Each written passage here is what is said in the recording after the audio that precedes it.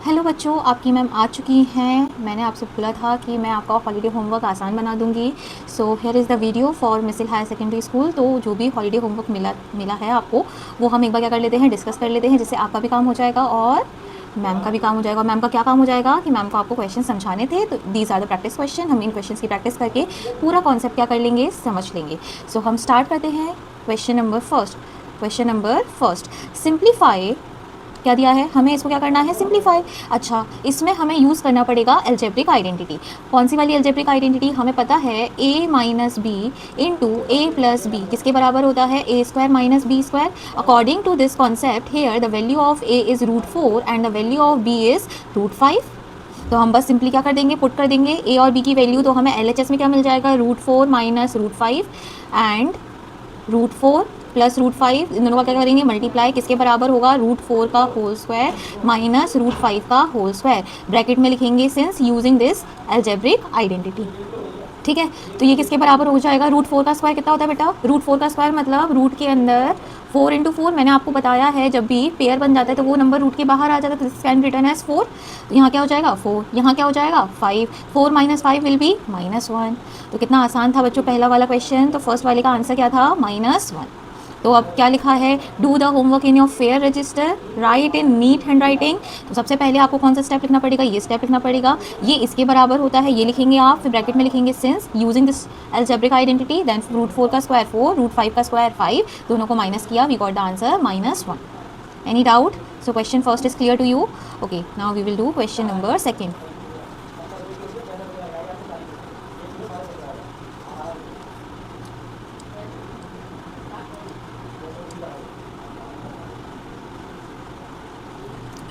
The question is, okay, let me highlight this for you.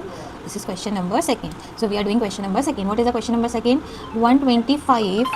हाँ, तो बच्चों ये क्या है, 125 की होल पावर 1/3, मतलब ये क्यूब रूट ऑफ 125 है। अच्छा, 125 का जब आप प्राइम फैक्टराइजेशन करोगे तो इसको आप क्या लिख सकते हो, 5 का cube. 125 can be written as 5 का क्यूब, येस और नो। तो हम लिख देंगे, इतना तो हमें आता है। तो 125 की जगह हम क्या लिख सकते हैं, 5 का क्यूब की होल की पावर कितनी है, 1/3। कोई दिक्कत नहीं। सिंस क्या लिखेंगे, since 125 can be expressed as 5 raised to the power 3। Okay, अच्छा, अब यहाँ पे नेक्स्ट स्टेप क्या हो जाएगा, 5 की पावर 3 इंटू 1/3। ये कैसे हुआ, हम लिखेंगे since we know the identity. What is that identity, a की पावर m की पावर होल पावर n बराबर a की पावर m इंटू n। ये हमने laws of exponent and power में पढ़ा है कि ऐसे पावर्स होल में होती हैं तो पावर्स का क्या हो जाता है, मल्टीप्लिकेशन। एंड 3 इंटू 1/3 कितना हो जाएगा, कैंसिल हो जाएगा 3 से 3, तो कितना हो जाएगा 5 की पावर 1, और 5 की पावर 1 मतलब 5। तो सेकेंड क्वेश्चन का आंसर है 5। कर लेंगे, बड़े आसान थे ये दो क्वेश्चन। आगे चलें, चलो क्वेश्चन नंबर थर्ड ट्राई करो। क्वेश्चन नंबर थर्ड क्या है, 81 to the power x is equal to 9 upon 3 raised to the power x। ये रहा हमारा question number third. Okay, let's do this. Okay, this 81 can be expressed as 3 raised to the power 4। जब आप prime factorisation करोगे बेटा तो उसको आप ऐसा लिख सकते हो। ठीक है, कोई डाउट तो नहीं है इसमें, क्योंकि 3 3 ज़ा 9, 9 9 ज़ा 81। तो 3 की पावर 4 को हम 81 लिख सकते हैं और 81 को 3 की पावर 4 लिख सकते हैं। तो यहाँ से आपका नेक्स्ट स्टेप क्या होगा, 3 की पावर 4 की whole power x is equal to 3 की पावर 2। क्यों, 9 को हम क्या लिख सकते हैं, 3 का स्क्वायर।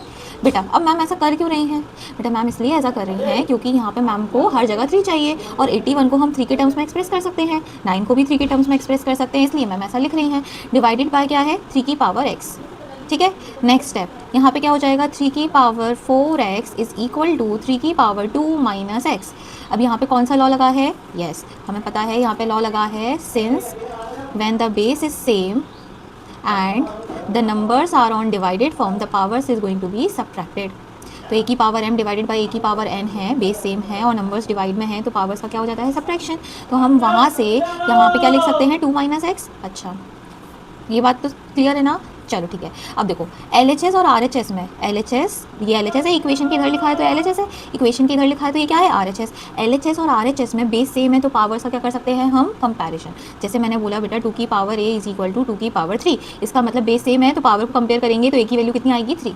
तो मतलब अगर LHS और RHS में सेम बेस है तो पावर्स का क्या हो सकता है, कंपैरिजन। तो हम क्या लिखेंगे, comparing the power, comparing LHS and RHS। क्या लिखेंगे, कंपेयरिंग LHS एंड RHS। तो कितना हो जाएगा, उसकी पावर कितनी है, 4x किसके बराबर हो जाएगा, 2 - x। ट्रांसपोजिशन करो तो यहाँ पे कितना हो जाएगा, 4x + x is equals to 2। तो यहाँ से आएगा 5x इज इक्वल्स टू 2। तो x की वैल्यू हमें कितनी मिल जाएगी, x की वैल्यू हमें मिल जाएगी 2/5। बताओ समझ में आया कि नहीं। x की वैल्यू हम निकाल लेंगे, कितनी आएगी, 2/5। बहुत ईजी है ये क्वेश्चन। तो हम आंसर लिख लें। हाँ मैम लिख लो, तो लिख रहे हैं बेटा। तो आंसर क्या है हमारा, 2/5। This is the value of x। समझ में आया कॉन्सेप्ट, कोई दिक्कत तो नहीं। एक बार और देख लो। When the base is same, power can be compared। कर लेंगे, आगे चलें। ओके, ट्राई करो क्वेश्चन नंबर 4। मैंने आप लोगों के लिए already laws of exponent and power वाली प्लेलिस्ट अलग से बनाई है। तो अगर किसी को भी डाउट है ये मैम ये आप कैसे लॉज लिख रहे हो, तो बेटा आप उसमें से एक बार देख सकते हो। ओके बेटा, चलो क्वेश्चन नंबर 4 चेक करते हैं हम कैसे करेंगे। बहुत आसान है, एक ही लॉ लगाना है। क्या दिया है, 5th root of 4th root of 3²। ये दिया है हमें, बहुत आसानी से हम इसको सॉल्व कर लेंगे। अच्छा ये देखो, this can be written as 5th root of 3⁻² की होल पावर 1/4। मैंने आपको बताया है जब भी कोई यहाँ पे रेडिकल साइन के अंदर कोई नंबर लिखा रहता है तो उसका क्या करते थे हम, रेसिप्रोकल पावर में। तो अगर यहाँ 4 लिखा है तो 1/4 हो जाएगा। ऐसे ही यहाँ पे क्या लिखा है, 5 लिखा है, तो इसको हम क्या लिख सकते हैं, इसको हम लिख सकते हैं 1/5। बात समझ में आ रही है। तो इसको ये लिख सकते हैं, इसको ये लिख सकते हैं। बस अब क्या लगाना है, लॉ लगाना है। ये क्या लिख सकते हैं, इसको 3 की पावर 2 × 1/4 × 1/5। कैसे, हमें रूल पता है कि a की पावर m की होल पावर n, a की पावर m × n हो जाता है। तो यहाँ से ये कैंसिल हो जाएगा, तो कितना हो जाएगा, 3 की power 1/10। This is the answer. आया समझ में। तो हमारा आंसर क्या है, हमारा आंसर है इसका 3⁻1/10। This is the answer. Okay बच्चों, तो क्वेश्चन 4 तक सब बच्चों को समझ में आ गया। Now we are going to do question number 5। So see question number 5, इसके लिए आपको अलजेब्रिक आइडेंटिटी आनी चाहिए। आई होप आपके स्कूल में करवा दी होगी, बट अगर नहीं करवाई है तो भी कोई चिंता नहीं है, आपकी मैम है जो आपको बता देंगी। ओके, तो क्या है ये आइडेंटिटी, सबसे पहले तो आइडेंटिटी याद करनी है हमें। a + b + c का होल स्क्वायर किसके बराबर होता है, a² + b² + c² + 2 times ab + twice of bc + twice of C है। ये एक अलजेब्रिक आइडेंटिटी होती है। अकॉर्डिंग टू दिस a की जगह क्या रखना है हमें, x, b की जगह क्या रखना है, देखो कंपेयर करो ना, a की जगह क्या रखना है x, b की जगह क्या रखना है 2y और c की जगह क्या रखना है हमें, वेरी गुड 4z। तो बस रख दो उसमें। तो कितना मिल जाएगा आपको, a² मतलब x² + 2y का होल स्क्वायर, क्योंकि b की जगह 2y है। ओके, c का स्क्वायर मतलब 4z का होल स्क्वायर + 2 × a × b मतलब x × 2y + 2 × b × c मतलब 2y × 4z + 2 × c × a मतलब 4z × x। ये इसको क्या कर दिया हमने, एक्सपैंडेड फॉर्म में लिख दिया। तो इसको हम ऐसा लिख सकते हैं। अच्छा, इसके बाद देखना ये किसके बराबर होगा। इसके बाद इसको x का स्क्वायर x², 2y का होल स्क्वायर कितना हो जाएगा 4y², 4z का होल स्क्वायर कितना हो जाएगा 16z²। इन तीनों इसका मल्टीप्लाई करेंगे तो क्या हो जाएगा 4xy, इसका मल्टीप्लाई करेंगे तो कितना हो जाएगा 16yz, इसका मल्टीप्लाई करेंगे तो कितना हो जाएगा 8zx। तो बस this is equals to this by using the suitable identity। and what is the suitable identity, the suitable identity is written over here। क्या बोला था हमें, क्या करना है, एक्सपैंड करना है। तो हमने इसको एक्सपैंड करके ये लिखेंगे by using this suitable identity। कोई दिक्कत नहीं। तो इसका आंसर थोड़ा बड़ा है तो अब हम इरेज नहीं करेंगे, एज इट इज़ लिखा रहने देंगे। So this is the answer of the 5th one. Now we have the question. बच्चों आपने नोट कर ली ना आइडेंटिटी। ओके, आगे चलें।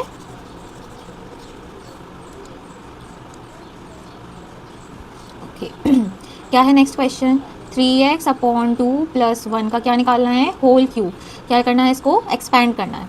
तो अगेन एक और आइडेंटिटी होती है, वो आइडेंटिटी क्या होती है, सिंस a + b का होल क्यूब किसके बराबर होता है, a³ + b³ + 3ab bracket a + b इसके बराबर होता है। तो हम बस वैल्यूज पुट करेंगे यहाँ पे। a की जगह क्या है, if you compare this, what is the term return in place of A. So A की जगह 3x/2 लिखा है और बी की जगह क्या लिखा है, 1 लिखा है, तो हम बस यहाँ पे पुट कर देंगे। तो 3x/2 का whole cube plus b cube मतलब 1 का क्यूब प्लस 3 इंटू ए मतलब 3x/2 इंटू 1, ब्रैकेट में क्या आएगा 3x/2 प्लस 1।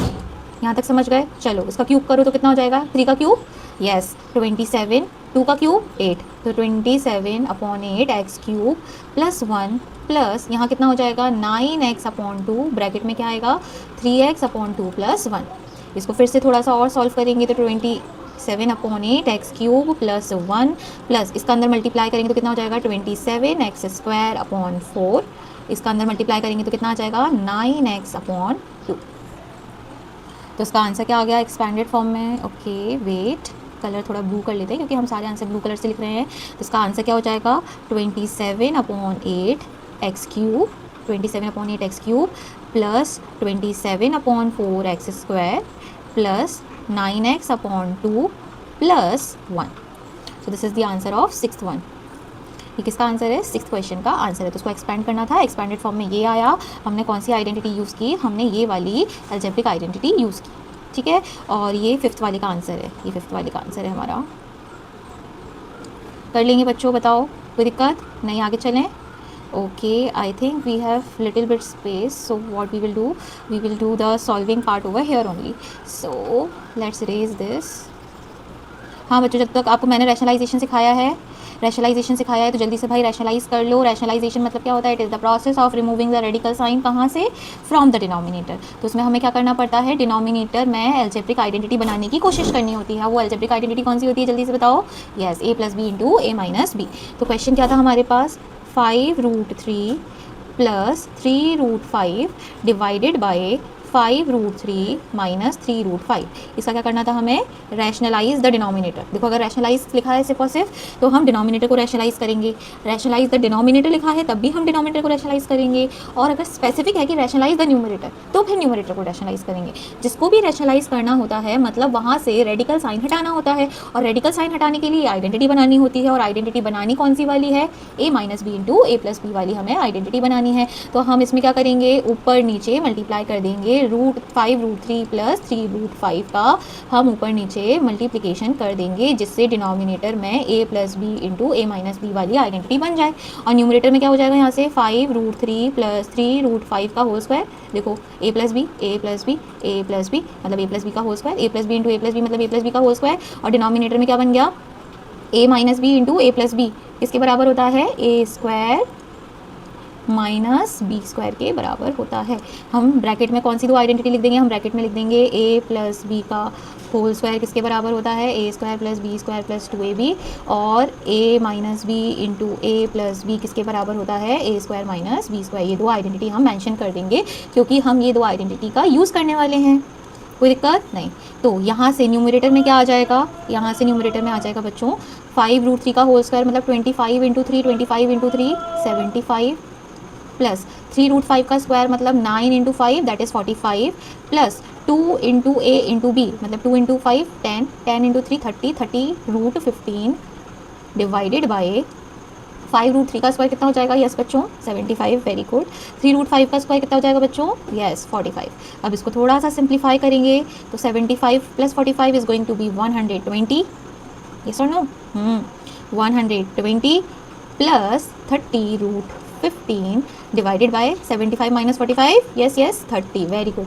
अब क्या करेंगे, इसको सिंप्लीफाई करेंगे, 30 कॉमन ले लेंगे तो अंदर क्या बचेगा ब्रैकेट में 4 प्लस √15 होल अपॉन 30, 30 से 30 कैंसिल मतलब रैशनलाइज करने पर आएगा, क्या आएगा रैशनलाइज करने पे, ब्लू कलर से लिखे, हाँ मैम लिख लो, लिखो बेटा। रैशनलाइज करने पे हमारा आंसर आ रहा है 4 प्लस √15 आया।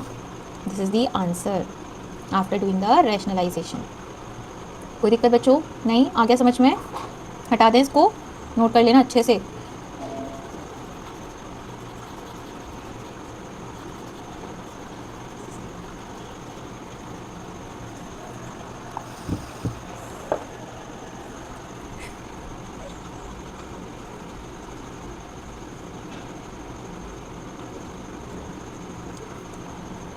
चलो नेक्स्ट क्वेश्चन क्या है, एक्सप्रेस, अरे बच्चे बोल रहे हूँ मैम ने स्टार्टिंग में बड़े जोश जोश में हाईलाइट कर दिया क्वेश्चन, ये कर लिया हमने।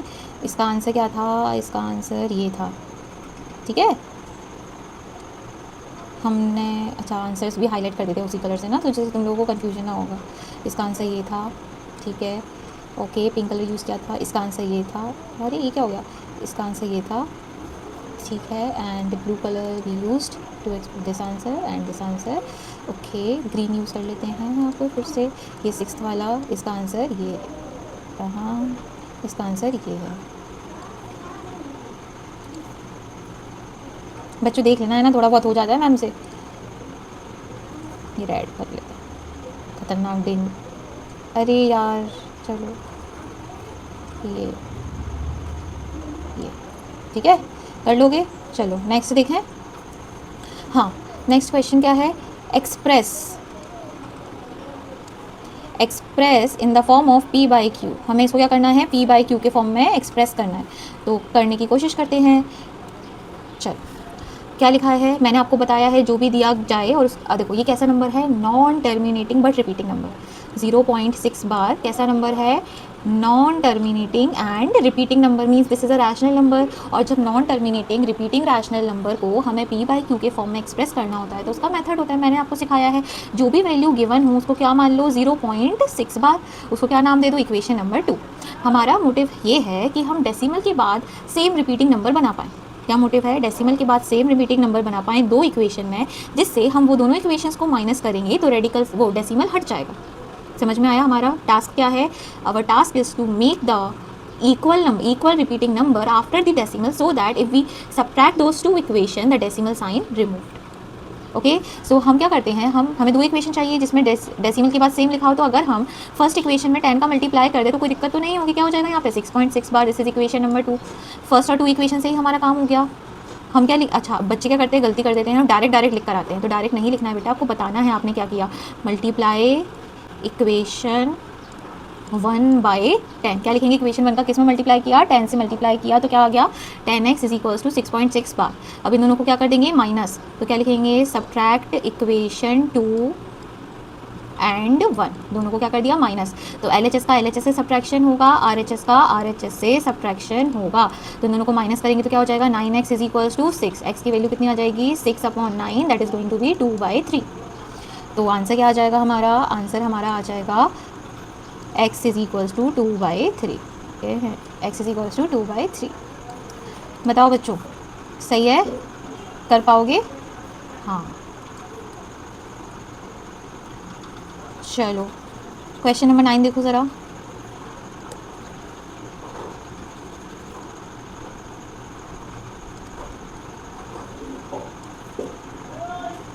अरे वाह, 9th क्वेश्चन तो बिल्कुल बहुत ही ज़्यादा बच्चों वाला है। क्या बोल रहे हैं 9th क्वेश्चन में? पहले हम हाईलाइट कर देते हैं। हाईलाइट हम ग्रीन कलर से करते हैं, इसको पूरे को ही कर लेते हैं, सबका आंसर लिख देते हैं। चलो, ए पार्ट का आंसर फर्स्ट वाले की डिग्री है 3, ठीक है। अभी मैंने आपको पॉलिनोमियल्स पढ़ाया है, तो आप उसमें से देख सकते हैं। पॉलिनोमियल्स की वीडियो ऑलरेडी अपलोड हो चुकी है, भले वो क्लास 10th का है, बट उसमें भी मैंने थोड़ा सा बेटा बेसिक इंक्लूड किया है। हमने उसमें सीखा था डिवीजन ऑफ पॉलिनोमियल और classification of polynomial on the basis of degree. तो आप उसमें से थोड़ा सा सीख सकते हैं, अगर जब तक आपको सीखना है तो, वरना मैं पूरा कॉन्सेप्ट एक बार और समझा दूंगी। बट अभी तो क्या है, हमें तो आंसर से मतलब है, तो भाई आंसर लिख लो। पहले वाले का क्या है? 3, डिग्री कितनी है? 3। दूसरे वाले की डिग्री कितनी है? 2। तीसरे वाले की डिग्री कितनी है? 1। चौथे वाले की डिग्री, फोर्थ पार्ट की डिग्री है 0। कितनी है? Degree 0। So this is the required answer for which question? The 9th question. ठीक है, आया समझ में? चलो, अब क्या बोला है? क्वेश्चन नंबर 10 फैक्टराइज करो। तो हम थोड़ा ऊपर लिख लें बच्चों, लिखो आप क्वेश्चन क्या है? 3x² minus x minus 4। क्या है? 3x² minus x minus 4। इसको क्या करना है हमें? फैक्टराइज। तो हम इसको करेंगे factorize with the help of middle term splitting method. किससे करेंगे? मिडिल टर्म स्प्लिटिंग मेथड से हम इसको क्या करेंगे? फैक्टराइज। हम ऐसे दो नंबर सोचेंगे जिनको मल्टीप्लाई करें तो 3 × 4 है, दैट इज 12 आए, माइनस करें तो 1 आए। सोचो ऐसे दो नंबर जिनको मल्टीप्लाई करने पर 12 आता है, माइनस करने पर 1 आता है। क्या है वो दो नंबर? वेरी गुड, वो दो नंबर हैं 3 एंड 4। तो उसी के अकॉर्डिंग हम लिख लेते हैं। तो 3x² minus 4x plus 3x। हमने मिडिल टर्म माइनस x को ऐसा लिख सकते हैं, देखो नाम के अकॉर्डिंग काम करना है। मिडिल टर्म को क्या करना है? स्प्लिट करना है और किस क्राइटेरिया को फुलफिल करना चाहिए, उन दोनों नंबर्स को मल्टीप्लाई करके 12 आना चाहिए, माइनस करके 1 आना चाहिए। ये मैं फिर से सिखा दूंगी बेटा अगर आपको नहीं आता है, बट हम क्लास 8 में ये सीख के आए हैं already, how to do middle term splitting method.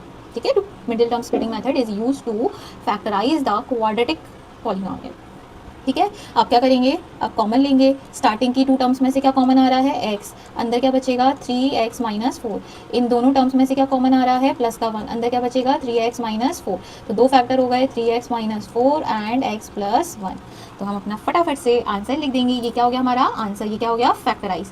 तो भाई इसके आगे ही लिख देते हैं, क्या है हमारा answer 3x minus 4 into x plus 1, ये हो गया हमारा factorisation. Okay, we will highlight this with the yellow color. No. बेटा देख लो है ना मेरा, ये क्या हो रहा है। चलो नेक्स्ट वाले का भी आंसर ही लिख लेते हैं हम।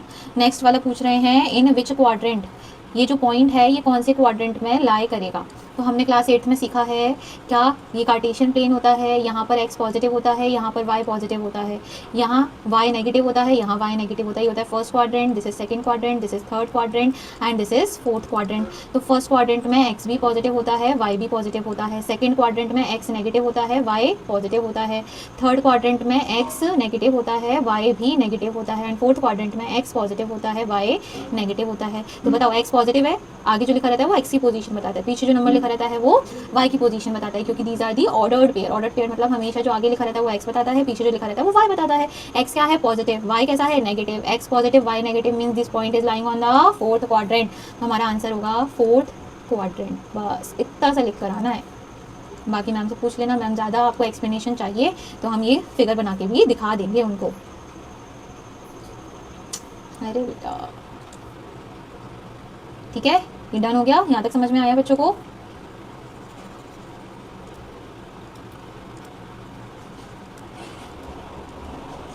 ओहो चलो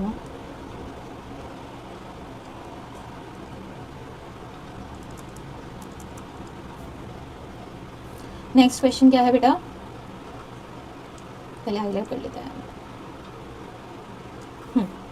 क्या है question, if the coordinates of the two points is this P point के कोऑर्डिनेट्स दिए हैं हमें और क्यू पॉइंट के कोऑर्डिनेट दिए हैं। अच्छा अब ये क्या दिया है बेटा, आपको सिखाया है एक्स एक्सिस का दूसरा नाम एब्सिसा होता है, वाई एक्सिस का दूसरा नाम ऑर्डिनेट होता है। तो वो पूछ रहे हैं abscissa of point P minus abscissa of point Q क्या है। अरे भाई सिंपली लिखना ही तो है, एब्सिसा ऑफ पी कितना दिया है -2, ये एब्सिसा ऑफ पी दिया है, फिर क्या लगाना है बीच में माइनस साइन लगाना है, फिर क्या लिखना है abscissa of Q, abscissa of Q कितना दिया है -3। जब आप बेटा इसको सिंप्लीफाई करोगे तो क्या हो जाएगा -2 + 3, -2 + 3 इज गोइंग टू बी 1। तो बेसिक मैथ लगाना है, प्लस माइनस करना है, तो आंसर कितना आ रहा है प्लस का 1। आंसर कितना आ रहा है प्लस का 1।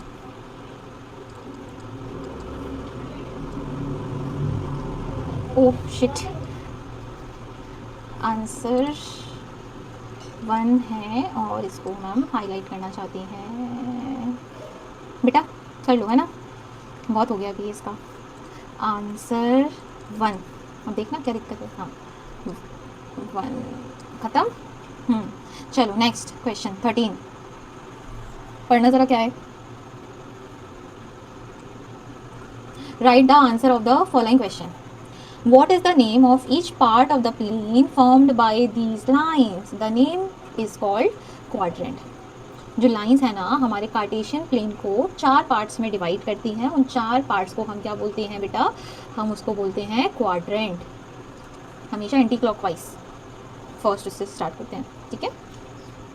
Right the name of the point where these points lie, है ये क्या लिखा है, what is the name of each part of the plane formed by the, ठीक है ईच पार्ट को हम क्वाड्रेंट कहते हैं। Right the name of the point, एक ऐसा पॉइंट बताओ where the points lie, where these points lie. यहाँ पे बेटा पॉइंट नहीं आना चाहिए, यहाँ पे क्या आना चाहिए प्लेन आना चाहिए। Write the name of the plane where these points lie, तो इसका आंसर होगा कार्टेशियन प्लेन। प्लेन में PLAIN होगा, PLAN होगा, ये ज़रा बच्चों कमेंट में बताना, ठीक है। आपके लिए इतना छोटा सा होमवर्क, वैसे मैम ने हिंट दे दिया है सही लिख कर, बट आप देख लेना है ना। हाँ चलो next question number 4 question number 4 ये रहा।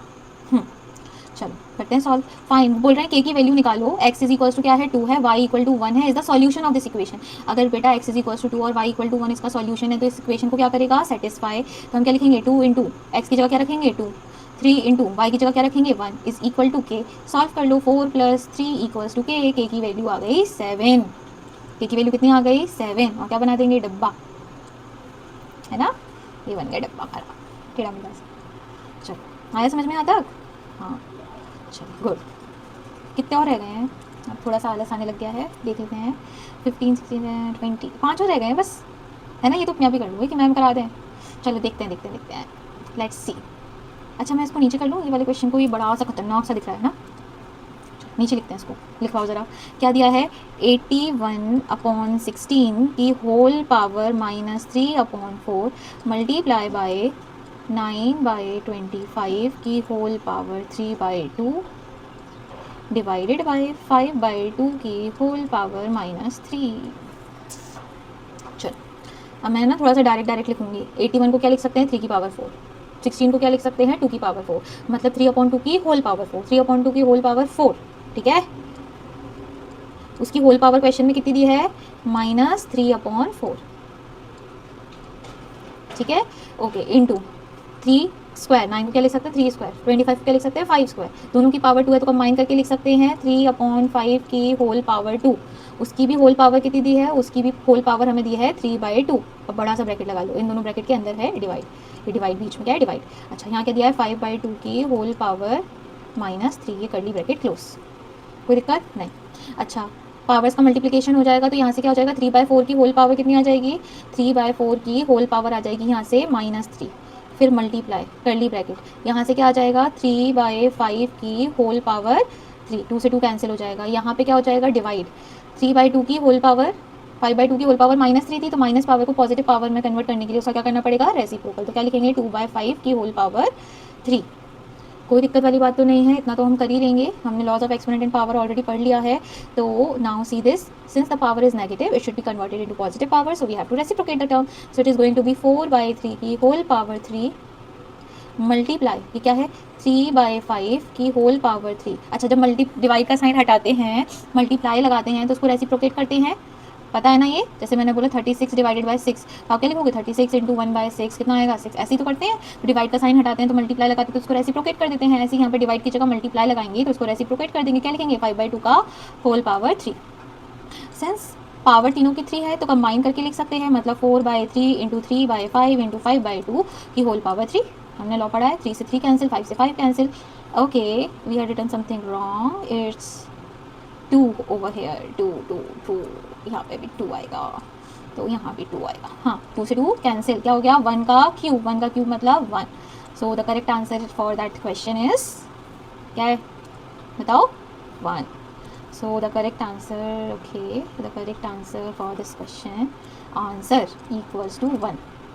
कितना खतरनाक क्वेश्चन था और कितना बच्चों वाला आंसर आया है ना बच्चों। चलो 16 देखें।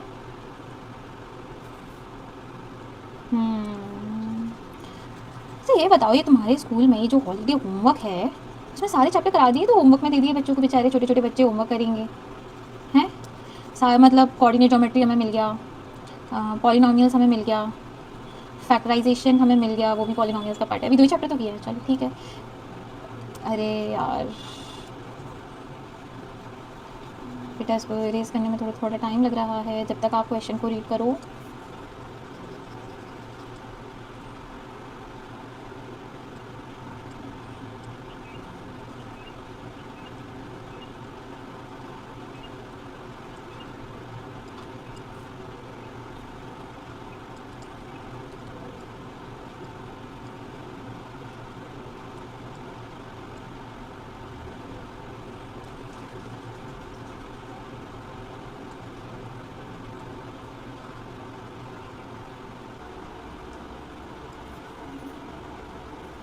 हाँ क्या है क्वेश्चन हमारे पास, find the area of the triangle whose sides are given. तो बेटा जब भी आपको एक ट्राइंगल की तीनों साइड्स दी हों और उसका एरिया निकालना हो तो आप क्या लगाओगे हेरोन्स फॉर्मूला। क्या लगाओगे, Heron's formula, and this formula is use to find out the area of the triangle if all the 3 sides are given to you. Here the first side is given as 12, तो ए की value कितनी दी है 12, B की value कितनी दी है 16 second side, and c is indicating the third side कितनी दी है 20 सेंटीमीटर, सब सेंटीमीटर में दिया है। तो एरिया का फॉर्मूला क्या होगा, area of triangle is equal to under root s into s minus a into s minus b into s minus c. Here s is called semi-perimeter. S is called semi-perimeter, and semi-perimeter is the half of the perimeter. और perimeter मतलब sum of all the sides. Yes or no? Yes. सबसे पहले तो हम s निकाल लेंगे, कितना हो जाएगा 12 plus 16 plus 20 whole upon 2. इन दोनों को ऐड करेंगे तो कितना आएगा 28, 28 plus 20 will be 48, 48 upon 2 that will be 24. Semi perimeter S कितना आ गया, सेमी पेरीमीटर कितना आ गया 24। अब यहाँ पे हम 24 रखेंगे एस की जगह 24, एंड 24 माइनस ए कितना था 12, 24 माइनस बी कितना था 16, 24 माइनस सी कितना था 20। तो जब आप बेटा इसको सॉल्व करोगे तो क्या हो जाएगा अंडर रूट 24, 24 माइनस 12, 24 माइनस 16 कितना हो जाएगा 8, 24 माइनस 20 कितना हो जाएगा 4। अब क्या करेंगे, प्राइम फैक्टराइजेशन करेंगे। अच्छा ये बताना 24 को मैं 6 इंटू 4 लिख दूँ, क्योंकि 6 4 24 होता है। अच्छा 12 को मैं 4 इंटू 3 लिख दूँ, कोई दिक्कत तो नहीं। अच्छा हम 8 को 2 इंटू 4 लिख सकते हैं, ये 8 को लिखा है और इंटू में क्या है 4। ठीक है आगे चले, मैंने बताया है जिसका पेयर बन जाता है वो रूट के बाहर आ जाता है। तो चलो पहले 4 का पेयर दिख रहा है और ये भी एक और 4 का पेयर दिख रहा है, तो 2 4 के पेयर बाहर आ जाएंगे। बताओ तो 4 इंटू 4 हो जाएगा, क्योंकि 2 पेयर निकाल रहे हैं हम। अंदर क्या बच जाएगा 6 इंटू 3 इंटू 2। अब बेटा अगेन ये क्या होता है 6 का भी पेयर बन गया तो बाहर आ गया 6, तो कितना हो जाएगा 4 4 जा 16, 16 6 जा कितना 96। So the area of the triangle will be 96 centimetre square. The unit of the area is square. So हम आंसर क्या लिखेंगे 96 सेंटीमीटर स्क्वायर। ठीक है बच्चों, ये लिख लोगे ना आप सॉल्यूशन, ये सॉल्यूशन आप लिख लोगे, बड़ा आसान था, बताओ कर लोगे इतना। हाँ आगे चलें।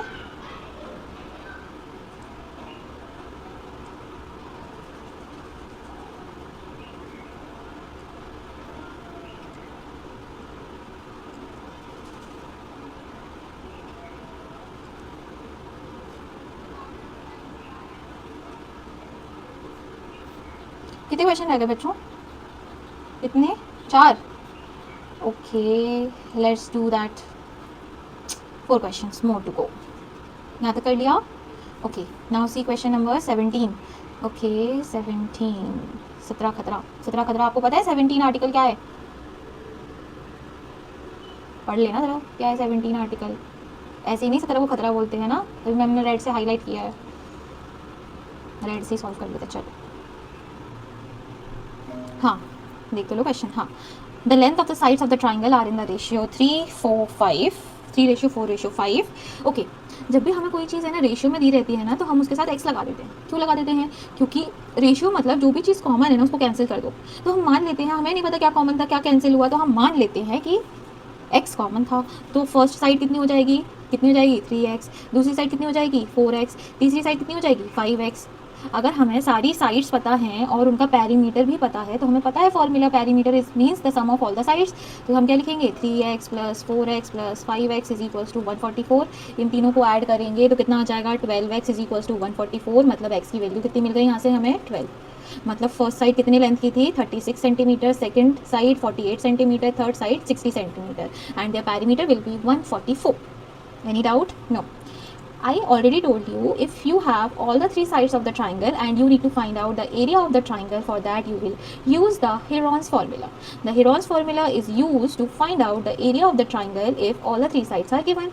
तो भाई हमने ये 3 साइड्स निकाल ली, अब तो क्या है फॉर्मूला लगाना है। फॉर्मूले में क्या आता है, हाँ एरिया ऑफ ट्राइंगल कितना हो जाएगा s bracket s minus a, s minus b, s minus c, where s is called semi perimeter, means half of the perimeter that can be written as a plus b plus c upon 2.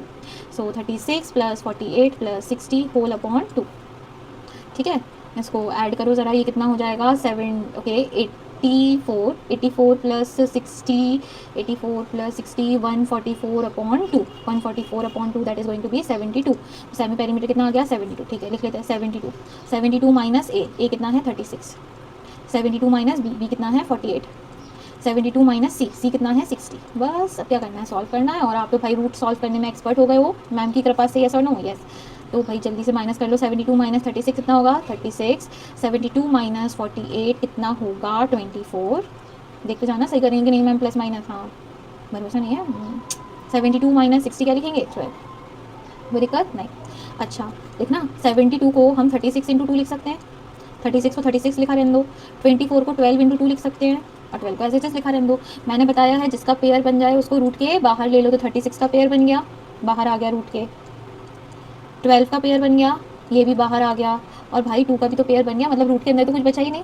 बस क्या करना है, इसको multiply करके लिख लो, that will be the area. अब ma'am आपके लिए मल्टीप्लाई नहीं करें, अपने आप मल्टीप्लाई करना, तो मल्टीप्लाई करेंगे तो कितना आ जाएगा बेटा, मल्टीप्लाई करेंगे तो हमारा आंसर आ जाएगा 36 into 24 centimetre square. This is the area of the triangle whose sides are in the ratio 3, ratio 4, ratio 5 and its perimeter is 144 centimetre. Done done done done.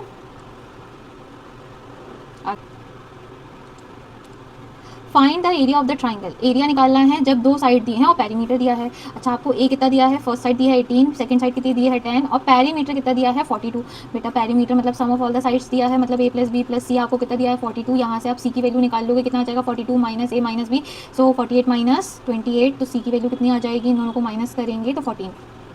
तो हमें तीनों साइड पता चल गई ए बी सी, और जब आपके पास triangle की तीनों साइड हों तो आप एरिया निकाल सकते हो by using the Heron's formula. Sum of all the sides will be कितना है 42, तो सेमी पेरीमीटर कितना हो जाएगा 42 upon 2, that is going to be 21। This is the value of semi perimeter. Heron's formula लगाओ, अंडर रूट 21 माइनस ए कितना है 18, 21 minus B कितना है 10, 21 माइनस सी कितना है 14। इसको सॉल्व करेंगे 21 minus 18 is going to be 3, 21 minus 10 is going to be 11, okay 21 minus 14 is going to be, okay कितना हो जाएगा ये 6 प्लस 7, बड़ा अजीब आंसर आ रहा है, देखते हैं। ओके ये कितना हो जाएगा 7 इंटू 3 21, मतलब 21 का पेयर बन गया तो 21 रूट के बाहर, 11 का पेयर नहीं बन पाया तो वो रूट के अंदर बैठा रहेगा। Any doubt, no, so the area is 21 root 11 centimetre square. ठीक है बच्चों, क्वेश्चन नंबर 18 तक हो गया, बस थोड़ा सा और रह गया है, फिर हमारी ये holiday homework complete and we will enjoy the holidays. Yes और नो? नहीं, एंजॉय के साथ थोड़ा थोड़ा हमें पढ़ाई भी करती रहनी है, ठीक है, पढ़ना बहुत ज़रूरी है, क्योंकि जिससे बाद में एकदम से बहुत ज़्यादा लोड ना पड़े। हाँ चलो देखना ज़रा,